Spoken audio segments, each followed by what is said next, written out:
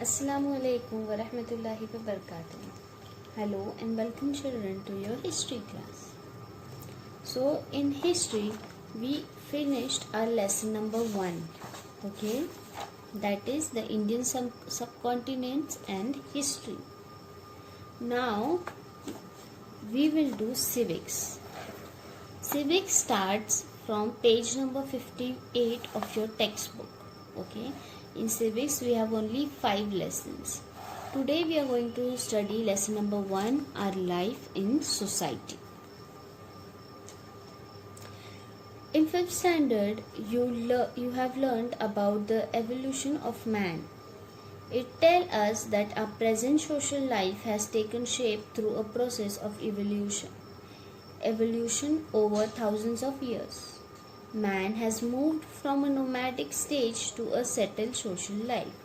Okay, so we have studied that earlier man used to live a different kind of life. Okay, this is the life we live today, but it was not like this in past. It was in a they used to live life in a different way, right? Now, why did man feel the need of society? Okay, man can live alone also, okay, in a forest, on mountains. Why he need a society? That we will study now. A stable and a secure community life is necessary for the development of the individual as well as society. In the nomadic stage, man did not have the stability and security.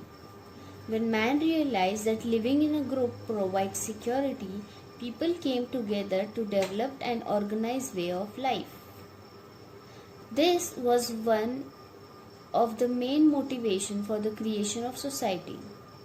Okay, so what happened when man used to live alone in nomadic life? He had many insecurities such as animal attack or human being attack, or he can get lost. Okay, then if something bad happens, there's no one to take care of them. Okay, there's no one to look for them. He cannot ask for help of others if he lives alone. So when he found that if we live with other people, many of our problems are solved, we can live secure life, then they started coming together and living in a group. Living in a society, man felt the need of rules to help with the smooth functioning of day-to-day matters. It gave rise to conventions, traditions, ethics and values, rules and laws. Man's life in society became more organized and stable. So what happened when they came and settled down in a group? They found that now they need rules, okay, so that they can have a smooth functioning of the society, so that there are no fights, there are no happenings in the society. Okay, so they started making rules, then they started making new values, ethics, traditions. Okay, so all these things started coming into being after man started living in a society. The social nature of man. Man is social by nature. Social means what? That we need to live with other peoples. We need other peoples for living our lives easily. Okay, we cannot spend our whole life alone. We all basically like to live with one another, in each other's company and with people around us. Now when you are in lockdown, you are staying at home, you are not going anywhere, you are not meeting people. You know how it feels to stay alone. Okay, we want to meet people, we want to meet our friends, we want to go out of the house, right? We all need to go in with our go to our friends and relatives, right? So that's why man is social by nature. Living with people not only makes us happy, it also our need. We have many needs. Food, shelter, clothing are our physical needs. Once these are satisfied, man gets a sense of stability. But that is not enough. We also have some emotional and psychological needs. For example, to feel secure is an emotional need.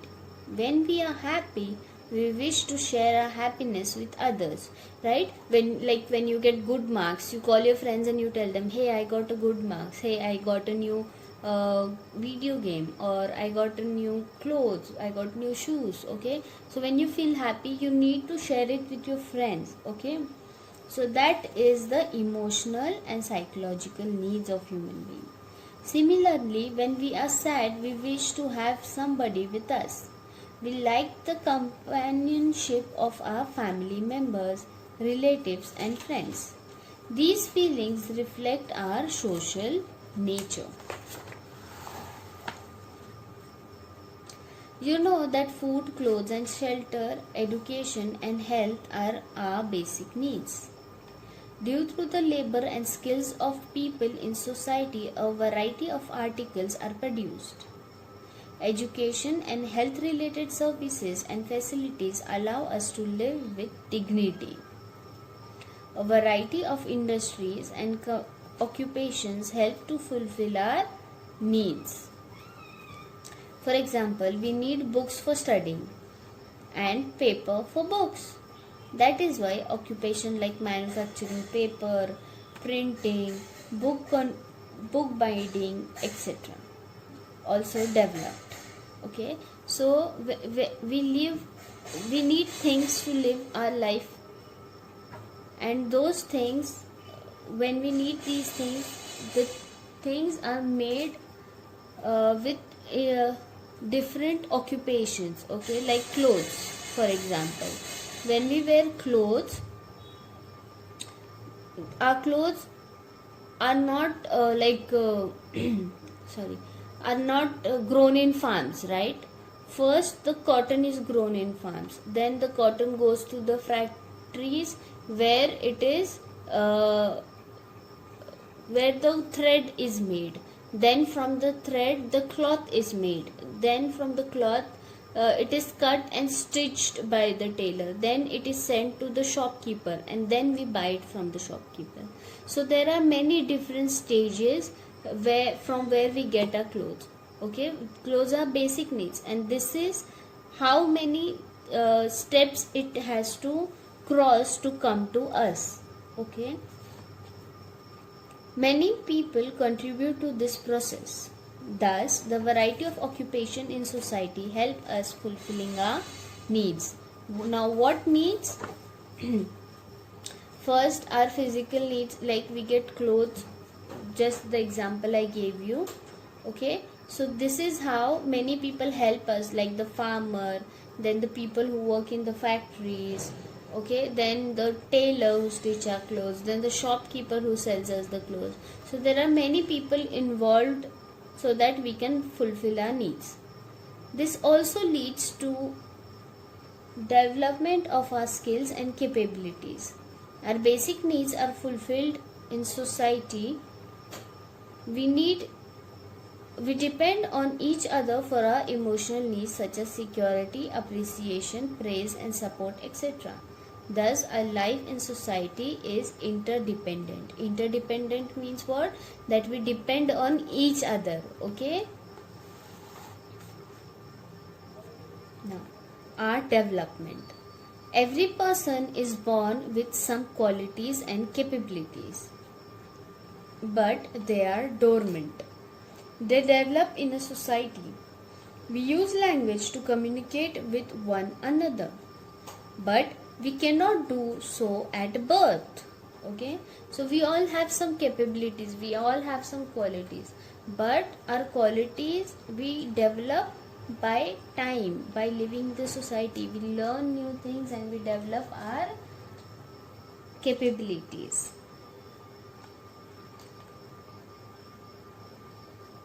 We learn language gradually. Our first language is the one that is spoken at home. If our neighbors speak different languages, we pick up those too. School also provide opportunities to learn different languages. Okay, so when you were born, we speak a different language at our home. Okay, we speak a different language in a school, state, or different countries, and if they have different kind, they speak a different language, we learn from them how we say this, how we say that. Like for example, now in school we learn Arabic. Do you learn Arabic at home? Did you learn English at home? No, you started learning these languages when you came to school, right? So this is how we keep developing our skills. We also have the capacity to think independently. For example, when all the students in a class are given the same topic for an essay, why it is that no two essays are same? It is because the thought process of each is different. Okay, so we all think differently. That is why we have our own independent thinking. Society helps in development of our emotional capabilities and the power to think. It also provides the opportunity for expressing our thoughts and feelings, right? When we live in a society, we have our own thinking. Okay, if you see something bad in the society, you say no, this is very bad. Okay, this should not happen. When you see something good happening in the society, we see, yes, this is very good, we will also help in doing something like that. Okay, so this is how we encourage each other and we develop each other's skills and capacity to think. The development of our artists and the other talents also takes place in society. Singers, musicians, artists, scientists, adventurers, social workers can all develop their qualities further because of the backing and encouragement of the society. This encouragement is very important, right? Like I just now I told you, see, if there is a there's a person, there is a painter in, okay, who, the one who make nice paintings, right?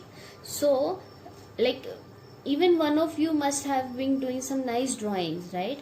So if someone tells you, oh, you draw very nice, you paint very nice, then what you will do, you will think, yeah, yes, I can do it, I can make more paintings, I can draw more things. Okay, so it develops our skills. But if someone tells you, oh, this is not good what you have made, it will discourage us, right?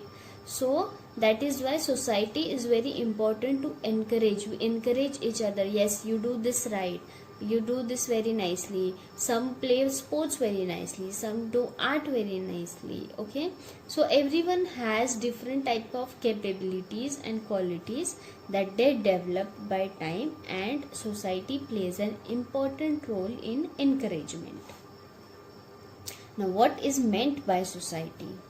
Society includes all people, men, women, grown-ups, old people, young children. Our families are a part of the society.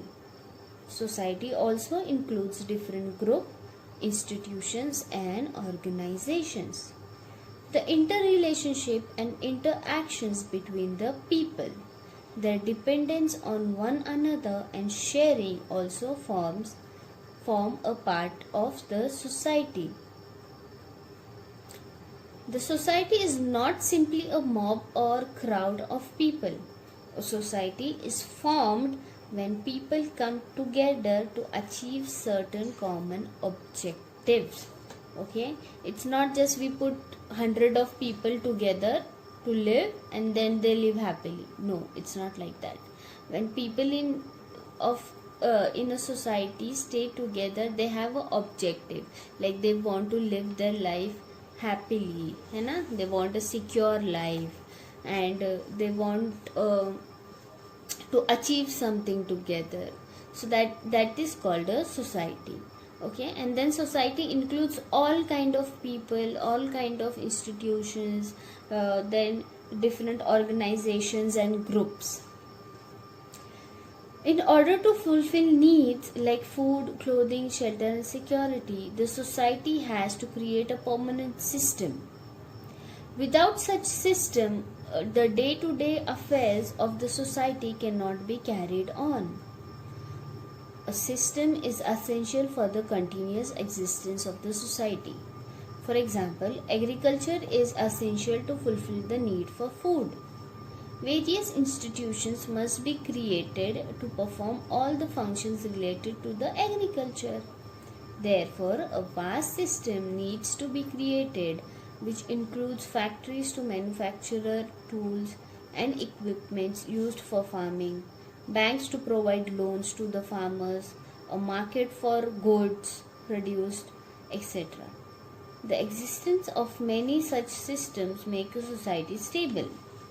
In the next chapter, we shall learn about the diversity in the Indian society. So now we saw that if I gave you an example of clothes, right? So to make our clothes, there is a whole system working, right? From the farmer to the shopkeepers, there are many people involved in making our one cloth, one dress, right? So this is how different systems are there that work in the society, okay, to make our living easy. So this was the lesson, our life in the society, how we live our life in the society. Okay, we will do this exercise in the workbook, inshallah. I'll send you the pictures. Please complete your work on time. I'll see you in your next class. Assalamu alaikum wa rahmatullahi wa barakatuh.